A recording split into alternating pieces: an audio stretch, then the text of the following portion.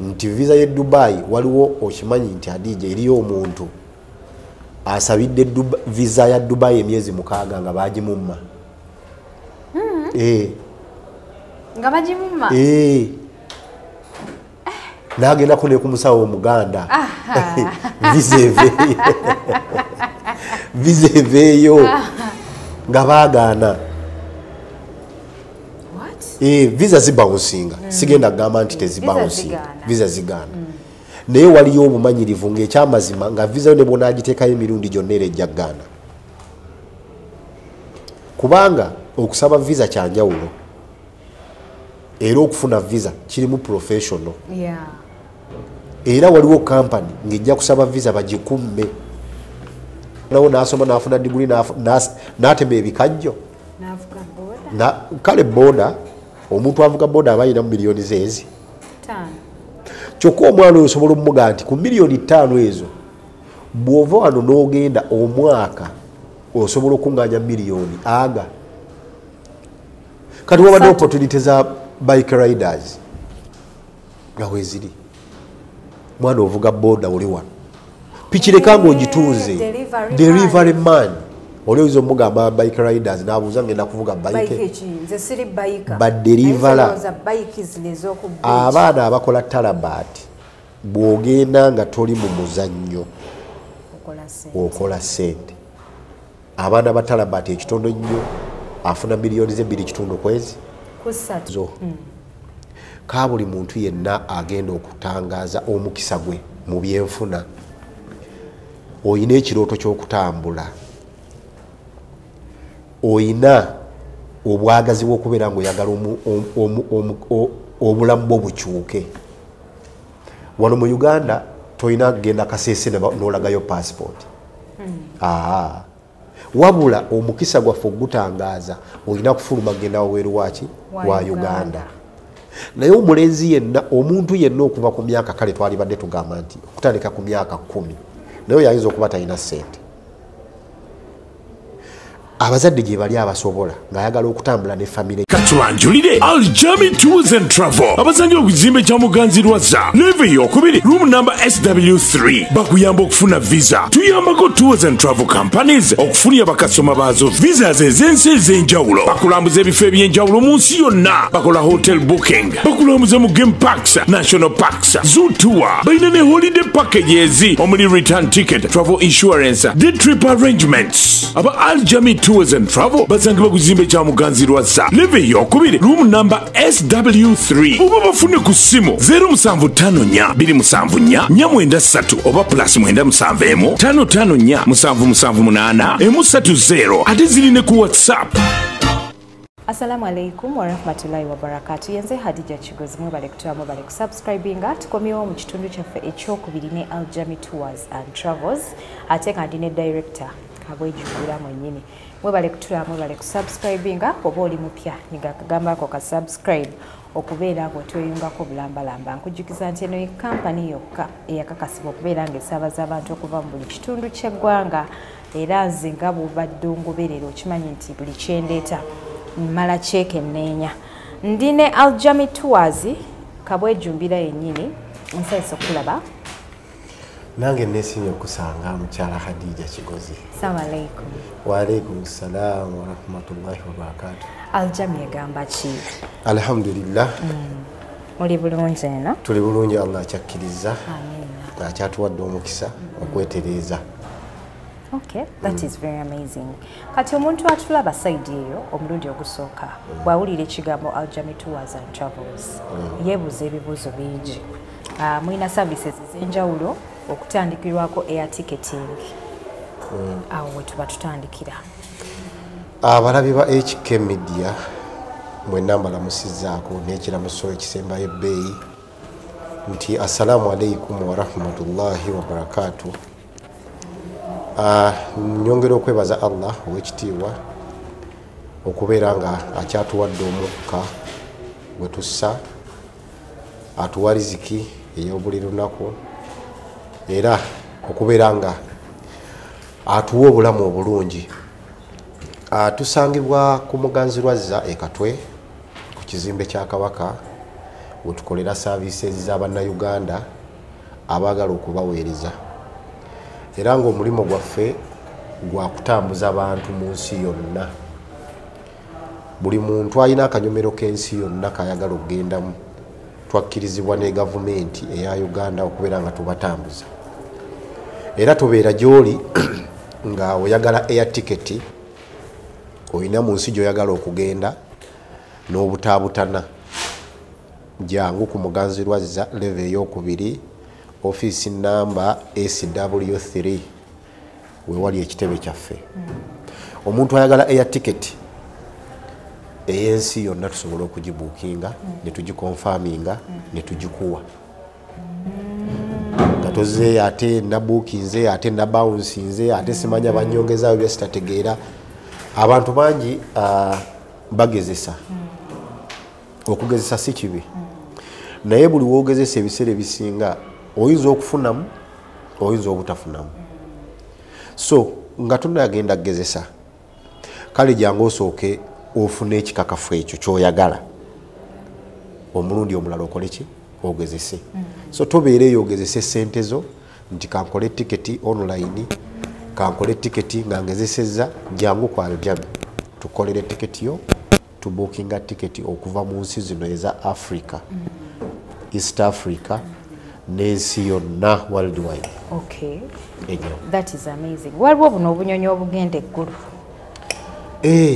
Nako bakabuukinga. Nako mukabuukinga. Oyinza okuba oyagala genda ggulu, oyagala genda Kasese, oyagala genda mu Lwenzori Mountains eyo, byonna tubikola. Oyagala genda Nairobi, abantu abamu tulina abasuubuzi wano on daily basis. Babuukinga ennyonyi okuva wano gende Nairobi, okuva wano gende Kigali, okuva wano gende China, oyagala genda Japan, oyagala genda mu America, oyagala genda UK. Zonna tiketi tuzikola ki? Tuzikola. Ate ebiseera ebisinga tubeera ne promotion. Naye omuntu bw'anaagenda online tojja kumanya promotion ekola ki? Eriyo. Abantu abali ayo nga abamu mwagala okukola tiketi, mwagala okukola B2B business. Jangu kwa Aljami. Tujja kuwa discount emalayo. Naye buli w'onaayagala okugesa gw'ojja kutwala ezo fare z'olaba bakoze eki? Bataddeko. Naye ffe tujja kuwa fare esembayo okubeera nga ki? Nga nnungi. Discounted. Okay. Kati ku services endala ze nalabyeko wano eno mulimu hotel booking. Eyo oyinza ginyonyola otya? Hotel booking tukola hotel booking era mu nsi yonna. Waliwo abasuubuzi baffe abava wano. For example, ayagala genda ko China, ayagala genda Dubai. Wona oyagala ogenda naye nga ekyamazima agamba wentuuka ngenda kutuukira wa. Ngenda ku booking antya hotel nze sibimanyi. Mulimu abasajja balina sente zayo naye nga tamanyi hotel booking obagikola ki? Obagikola. Tukola hotel booking okuva ku 3 star. Abasuubuzi baffe teri ajjawo n'agenda n'asula mu 2 star.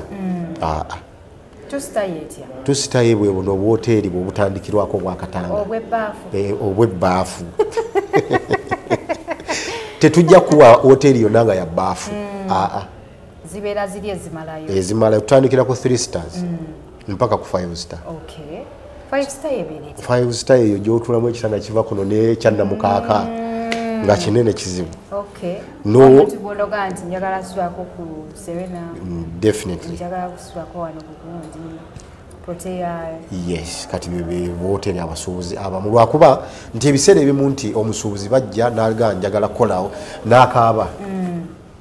Naye gy'okoma okujja ew'abantu nga bamanyi kye bakola. Okimanyi nti omuntu asobola okuva wano n'agenda okusuubula n'asula mu 5 star hotel ku ssente entono ng'era w'ogamba nti osuze mu hoteli eno eya layisi mitwalo 10 naye ng'osuze mu 5 star ogenze kusuubula. So ekintu gy'okoma okiwa obudde ofuna ekirungi. Naye buli woyagala bakukolera ekintu olw'okuba nti gwe weenyoomya akasente kange kankakekkereze ngenda nja kugenda Adija nsuzeeko kuba ali China. So tobeera eyo abasuubuzi abamu baziira n'agenda ne ssente ze nga ne hoteli ekyamazima amalungi yalisuzeemu atya agenda basula mu hoteli ze bayita groupage hotel. Omuntu avudde wano n'emitwalo gye 3 egya $. n'ogenda n'osula mu groupage nga mweyiwamu groupage kitegeeza wali ogezeko ku umura abantu abagenda mu umura tusula groupage tusula mu wantu bonna ffe bwamu bwetuti abamu si bonna naye enfuna ayabamu olw'obutamanya tusula mu groupage nti batututte naye osobola okusula mu hoteri ng'ogisuzeemu bwogo ate ku bbeeyi ya groupage so omusuubuzi yenna jangu tukolere hotel booking ennungi ogenda osulenga omusuubuzi kuba oba wanoonya sente zo lwaki ogenda ne sente zaate otandika ogenda nazo mu kinaabiro onaabe akasawoko ate Adija takasitula twatambudde sente z'abasuubuzi bazisitula ne bazitwala abantu musuza 25 ogenda wano okambala oti n'okasibira ku ttawulo ng'olinga agenda mu swimming pool ate newaliwo lwenakeerabira ate mu kiyigo anti ate ogenda okutuuka ng'aliyo ate taggulawo musajja kati ebyo bye bibeerawo bannaye mujje tubabuukingira ebintu mu nsi yonna gy'oyagala okugenda ebiri class wano ku Aljami Tours and Travel. Kati ate ku services endala gyendabye yeya visa assistance omuntu omuyambako otya ne visa? Visa kisinziira waawe oyagala okugenda. Visa zino ffe twasinga okukuguka twasinga nnyo okukuguka mu Dubai. Twakuguka nnyo Dubai nti Dubai yensi yaffe ey'okubiri. Nti visa ye Dubai waliwo okimanyi nti Adija eriyo omuntu asabidde visa ya Dubai emyezi 6 nga bagimumma. Nga bagimumma? Nagenda kune ku musawo Omuganda. Visa eveeyo nga baagaana. Visa zibawunsinga sigenda kugamba nti tezibawunsinga visa zigaana naye waliyo obumanyirivu ng'ekyamazima nga visa yo ne bw'onaagiteekayo emirundi gyonna era ejja kugaana kubanga okusaba visa kya njawulo era okufuna visa kirimu professional era waliwo kampani ng'ejja kusaba visa bagikumme. Visa ya Dubai omuntu asaba visa ya Dubai ekinene nnyo webegenze wala efulumira mu nnaku 4. Ekinene ennaku 4. Bino bye babalindise emyezi 6. Emyezi 6 olize visa. Visa yes zirwawo. Waliwo ezitwala wiiki. Naye visa ya Dubai mu nnaku 4 ng'eruddeyo nga requirement zonna ozitaddeko oba ogirina. Kati olw'okuba nti nze nakeera ku makya ebintu bikola tukola ne kampani ezimalayo. Waliyo kampani waliwo abantu abali mu mulimu guno sigenda kugamba nti tebaliyo naye nga ojja kuluma omutwe. Era njagala kuyisaawo n'akantu nti nsooka okwetondera abantu mwenna abajjako ku Aljami emabega nga twakava mu COVID. Kubanga ojja kufuna comment ojja kufuna questions oba mu comment section eyo omuntu ajja kugambe twasabako visa negira emabega mu nga twakava mu COVID twafuna obuzibu bungi nnyo nti Dubai yali nzigale abantu baffe nga baagala kutambula visa ne rejecting nga n'otekayo visa yangu ne rejecting emirundi 8. So abalabi ba HK Media era abantu abazze bagoberera Aljami Tours tubeetondera nnyo era tusaba bannaffe mutusonyiwe olwako akatuyitamu nti tegaali magezi gaffe tewali bukulupya waffe wabula kyava ku gavumenti yayo nti visa z'Abannayuganda ezisinga si z'Abannayuganda zokka wabula visa z'abantu bonna worldwide za rejecting ate nga tebaza sente. So omuntu ng'ajja n'ayomba sente zange nazikuwa naye ekyamazima nga visa ya rejectinga by government. So bannaffe tubeetondera olw'ekyo. So bwe tugenda ku tour packages muyinawo tour packages zitya? Tour package tulina tour package nyingi. Tulina tour package eza wano mu Uganda. Mu Uganda. Nga waliwo ka group k'abantu oba oyina omwami wo oyagala gendako ku katuwa. Mwagala mugende mufunemu ka peace of mind. Mweka. Tubasobola obbategekera ka trip.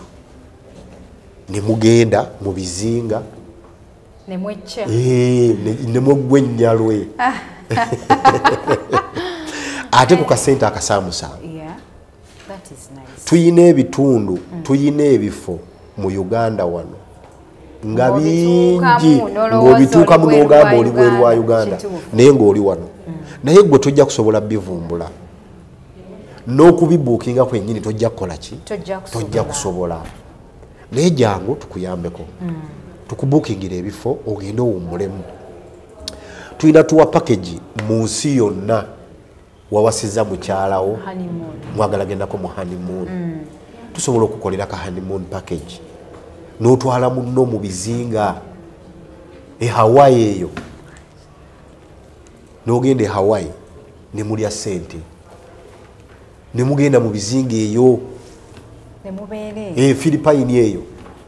Ne mugenda ku maate eyo ne mubeere eyo ne mulya ssente. So omuntu yenna bwe yagala ka tour package mujje ku Aljami Tours and Travels. Tubakolere tour package. Tuyina ekipya. Yeah. Awo wennyini ku tour package we tuli. Tuyina 10 days in Dubai. Yeah. Teri tour company kyenkakasa ng'eri mu Kampala wano ng'esobola okutwala omuntu mu Uganda n'emala naye ennaku 10 e Dubai. Tekiriyo. Era abakola tour package bakola za nnaku 5 ku 4 Dubai abamumazeeyo. 5 ku 4 nkutegedde bulungi. 5 ku 4 naye tukoze ekintu ekitasangika kyotajja kufuna tour companies nyingi. Naye omuntu bw'akugamba nti ngenda kumaze ennaku 10 mu Dubai tolina wojja kijja. Era oli akubuuza tugenda wanawa kuba amanyi ebifo ebi bina bw'anaabigendamu mu nnaku 4 ne biggwayo talina waki. Talina walala. Tulina ne bitusanga e Dubai ne tubalambuzaamu nga olimu abadde emyaka egi. 5. N'omutwala mu kifo n'agamba kino tuli ludda wangu muli mu Dubai. Naye nga mwakoledde afuna salary naye bwetuuka atambulako. Anti atambula ebifo bibiri ye byamanyi. Kakati bannaffe abalabi ba HK Medias tumanyi Dubai okumuwenja okusinga Uganda. Zino 10 days in Dubai zigenda kuba zijja. 10 days Dubai. Ekisooka tulinamu fireworks. Okay. Owa 31st. Owa 31st. Yes. End of year fireworks. Fireworks abantu bonna tugenda ne tufuna omujjuzo. Fenna tumanyi tugenda ku Dubai Mall. Naye tulina projector mu Dubai. Ng'olaba Dubai ng'era bw'omuliko naye tugenda kubeera ffe ku mazzi kwe tugenda okukubira fireworks. Anna, ekintu kino nga mukitadde ku anti y'ensonga lwaki ogenda kutambula ne Dubai ne Aljami. Njagala okubeera part of this. Tugenda kuba fireworks ng'olaba ebifo bibiri at the same time. Ng'olaba Burj Khalifa n'olaba Burj Arab. Ng'obiraba nga obiri wakati ono n'akuba n'ono n'akuba. Ono n'akuba oli ku mazzi. So Dubai yena ogenda kuba omukola ki? Omulina. So bannaayi 10 days in Dubai tugenda mu bifo by'otamanyi. Tolabanga wali omanyi Dubai kale ate ogenda kubula. Kati ogenda kubula. Nagyerabira kati. Nze ennaku 10 nze tugenda okumala e Dubai. Tugenda kuva ennaku z'omwezi nga 24 okutuuka ennaku z'omwezi nga 3 January. Banayi mujje tugende Dubai Polo nange ngenda kubaayo ayagala okuneegattako okuyisa ebyambalamba jangu mu kabox kange ojje wano tujje twewandiise tuteketeke tugende ffenna. Era nga okwewandiisa kwa trip eyo kugenda mu maaso jangu ne passport yo kyetwalise registration tetulina registration wabula osasula ku trip yo sente twaziteekawo miliyoni ziri 6 zokka 6M tugenda kusula mu 5-star hotel. So bannaffe tugenda kusula mu 5-star hotel, so tukubiriza abantu baffe mwenna okujja mu budde nti Dubai tugenda kuggalawo trip eno ng'ennaku z'omwezi lumu Desemba. Kiki kye tutayagala? Twagala muntu ajje wano agambe ndasasula trip saakola ki saagenda, kubanga hoteli z'e Dubai zirinnya ne zituuka ku maximum nga tosobola kukola ki, so twagala tukole ebintu bino mu bwangu. Awo nkutegedde bulungi boss. So waliwo kye bayita travel insurance, abantu kiba confusing nnyo. Omuntu aga insurance bamanyira ya mmotoka third party okitegeera. Bw'oyogera ku travel insurance otegeeza ki? Travel insurance ye muntu oyo atambula ng'obulamu bw'omwaze obuteeka mu mikono gy'okusasulirwa, nti obuzibu bwonna bw'ofuna ng'oli ku nnyonyi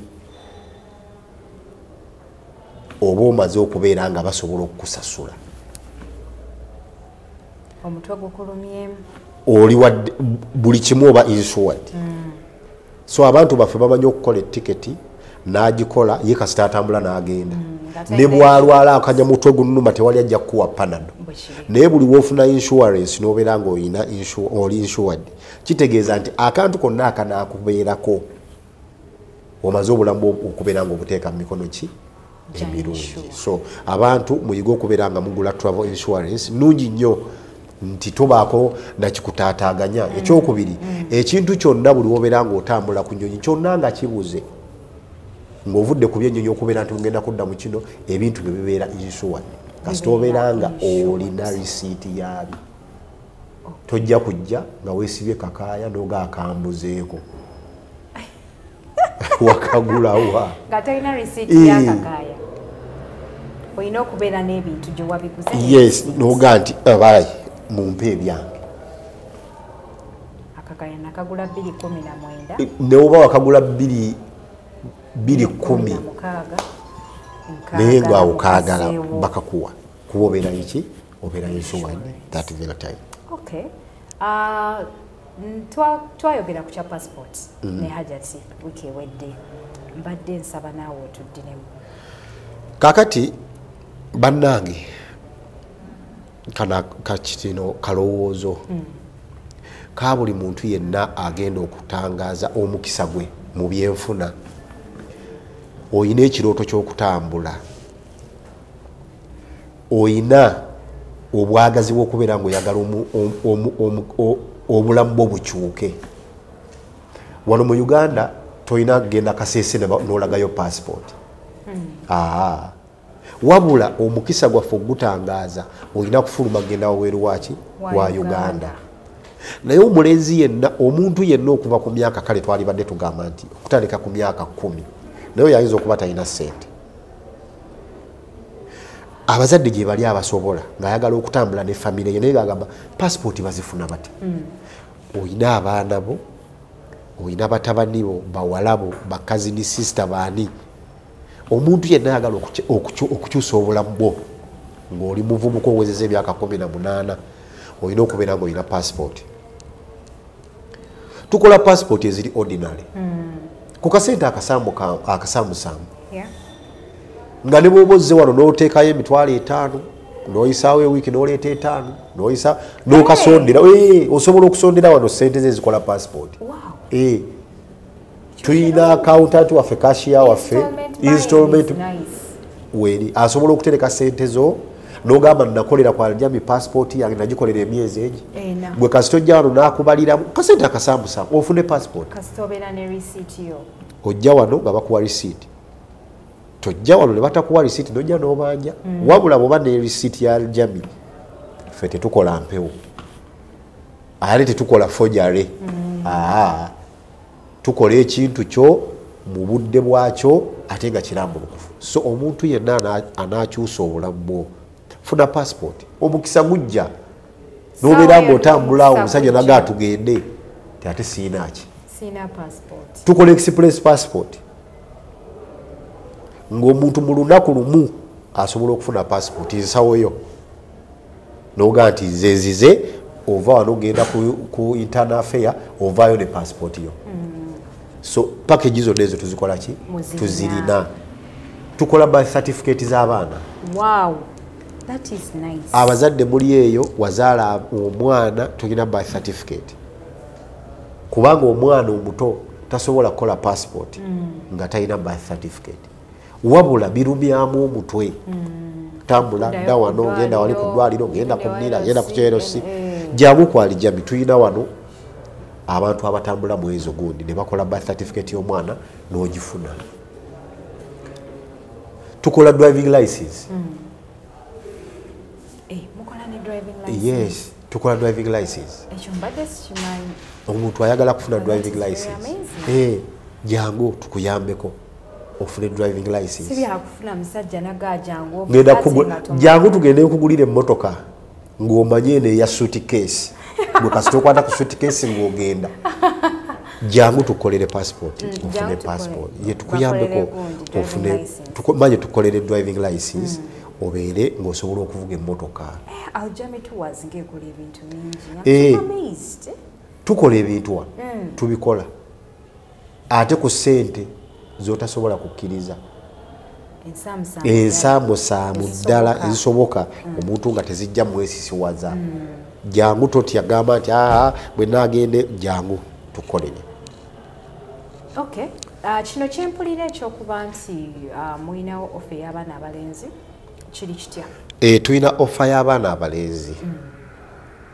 Omwana omulenzi yenna essaawa ya leero weetuuse fe abalenzi tebatuwa. Yemmwe mutuwa. Omwana omulenzi nga tonnaba genda mu gyimu kukola kanyamu nga tonnaba kufuukira bakadde mu kizibu tofuuka kizibu eri bakaddewo. Oyinamu akasente akatandika obulamu okuva ku miliyoni egi osobola okukyusa obulamu bwo. Ekyokubiri tobeera eyo kuba katuli wano ku sheeno omuntu ajja kujja akubuulize mu comment section naye bw'oba olabye interview eno jangu okwebuuza wano kwa bwereere ojja kutuula n'omukugu munnyonnyolegane akubuulire ABCD bakolere. So tobeera eyo jangu ogenda okyusa obulamu. Bannaaye abavubuka buli lunaku oba buli mwaka university zitikkira abaana. Abaana abawala n'abalenzi bali eyo linaganze nyina diguli ng'omuntu okunoonya emitwalo 100 bagenda kwesonda famire yonna jjajja senga togenda mu kampani egenda kusaba miliyoni 10 because oyagala genda kuba kyeyo famire ogenda giteeka mu buzibu kuba bagenda kwetamwa batunde ebijja. Jangu tugende tukyusa obulamu mu kaseera akasente akatono akasaamusaamu akatandikirwako. Jangu ono tujja kwennyonnyola tukuyambeko ogende onoonye ssente okyusa obulamu. Teri ayagala mwana we kubeera nga amulaba asindika kigaali. Mwana wo n'asoma n'afuna diguli n'atema ebikajjo. Kale boda omuntu avuga boda aba ayina mu miliyoni zeezi. Kyokka omwana oyo osobola omumuga nti ku miliyoni 5 ezo bw'ova wano n'ogenda omwaka osobola okuŋŋaanya miliyoni aga. Kati wabadde opportunity za bike riders nga weeziri mwana ovuga boda oli wano pikireka ng'ogituuze delivery man olowooza omugamba bike riders n'abuuza ngenda kuvuga bike badelivera abaana abakola talabaati bw'ogenda nga toli mu muzannyo okola ssente. Abaana ba talabaati ekitondo nnyo afuna miliyoni ze 2.3 kwezi. Bino si byakujubisa nti byakola ki wabula abaana abagenda mu talabaati nga bavuga deliveries bafuna ssente nnungi ate nga bali bulungi. So jangu ogenda okyusa obulamu. ne woba otema bikajjo ng'oli awo ku luguudo okuŋŋaanyizaamu akakaddeko kamu jyawo tukolere passport ogende oyiye obulamu bweyagale tobeereyo noga nti anti bannambira bikajjo kuba byetwalima ewaka so bannaayi mujje kwa Aljami Tours kyamaddegera okwogera alhamdulillah Allah nyambi nedda ngamba ng'ogamba abantu nti olwokuba jjajjaawo yali alima bikajjo nti nange omulimu gw'ebikajjo gwe gwankwata bannaayi mujje tukyuse obulamu obulamu bw'omuvubuka yenna obulungi fe abasajja batugambye tulya ku ntuuyo zaffe tulya ku ntuuyo naye omusajja ogenda mujjawa n'abaana abawala abali eyo nabo tulina opportunities zaabwe jangu ogenda okole ekyokubiri bannaaye nga mulaba interview eno omuntu agenda ku kyeyo si kukyala okyeyo si kukyala ekyeyo kukola era singa ekyeyo kyali kukyala singa tetugenda kubanga wano obulamu obulungi weebuli wanadija waliwo obulamu obulungi naye tebuliimu ssente kati ekitutwala eri ne baga nti genda okyuse ku mbeera genda okubeko ku kyeyo kitegeeza genda oboneebonera eri odde wano siraba lwaki obeera ne diguli wasoma noga nze sigenda genda kukola jangu eri bwobonaabonera eri eno ddanga binojjo so nkubiriza abaana ab'obuwala n'ab'obulenzi mujje twenyonyole tobeereyo n'oziira jangu tuvina free consultation osobola okujja n'oconsultinga bajja kubba abantu agamba nze banzibi omuntu agamba nze banzibi emirundi 7 banzibe ewasooka ne banzibe ewokubiri kwegamba buli ajja mu inbox akugamba banziba naye nnoonya muntu mutuufu teri muntu agenda kujja akugambe nti yesi mutuufu buli ajja agenda akugamba mutuufu nkimalanga naye nkimala ali mu results akuwadde ki nkuwadde ki kati ffe tulina ano offer nti omuntu yenna ogenda kukyusa bulamu ku buno sente ezitandikirwako osasula visa yemaze kufuluma tosasula gwe jangu wano jangu ne registration bakuregistaringe passport yo ogirina kasitola bakuvizayo togamba nti ate bangambye nsooke bakwasaako totukwasaako zitereke naye bwe tukuwa visa yaffe sitwagala gamba nti ate akamyu kazadde anti awo naawe bogenda kuba oyononera banno ate mama yabadde lubuto ate yagenze kuzaala tubadde tuzisuubira zizaaza bwe tukuwa visa yaffe kuba naawe olina okujja wano ng'oli ready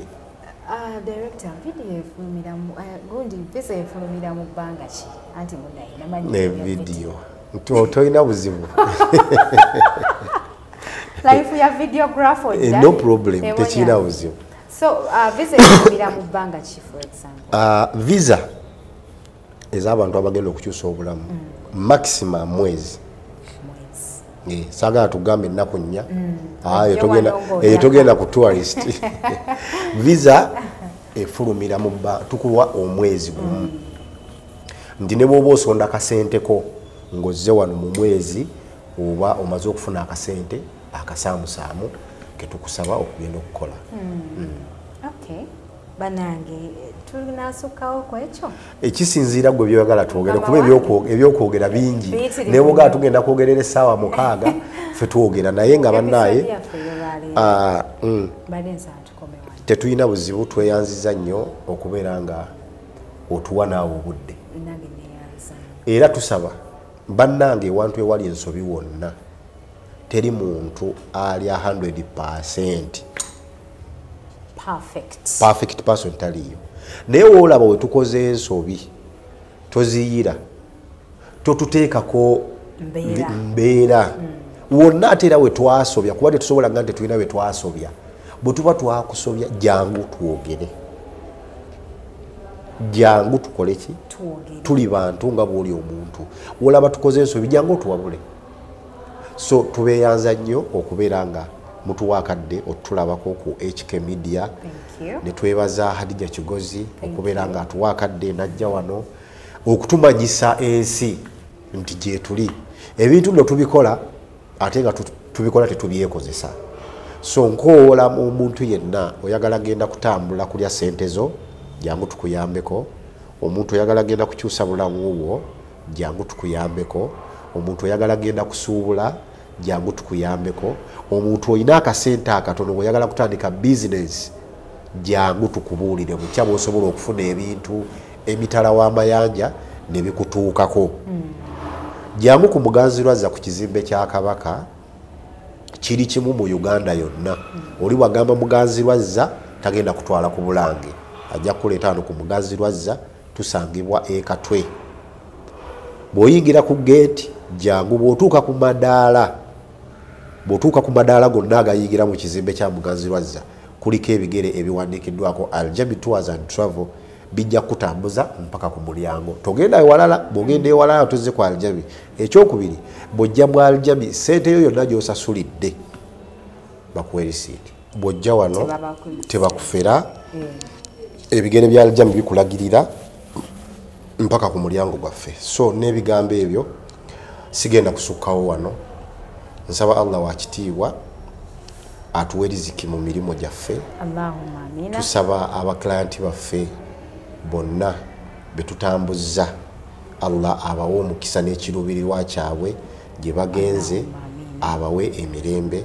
So mbakubiriza baganda baffe mwenna abagenda ku byeyo okuuma empisa eyo twagenda ku mawanga temukoppayo mpisa zaayo nyingi nnyo eziriyo bamanye ekyabatwala. So muleme kugenda kola groups kufuna bigrupu bitali mugundi ne bibakyamya. So mbagaliza ekyekirungi, mbagaliza tour ennungi, abaagala okugenda okulya sente zammwe, abaagala okugenda ku honeymoon, abaagala okugenda okulambula mujje ku Aljami Tours and Travel ku kizimbe kya Muganzirwazza level ey'okubiri, office number SW3 otusangibwa. Mbagaliza olunaku olulungi. Assalamu alaikum wa rahmatullahi wa barakatuh. Banaye mwebale kutula, mwebale kusubscribinga naye nga tonasibira abantu mbadde nsaba obasomere ku namba kuba mulimu abantu abamu tebalaba bateekaawo ne bawuliriza nga tatunulayo naye nga headset ziri matu awuliriza. Namba zaffe ez'essimu tuyina enamba eri 0754 27 4493. Esooka. Enamba ey'okubiri eri 0701 800 954. Eyo namba yakubiri. Tuyina enamba ey'okusatu eri 075 enamba yayishanga embuze 0705 11 88 7. Enamba ezo zonna ziri ku WhatsApp.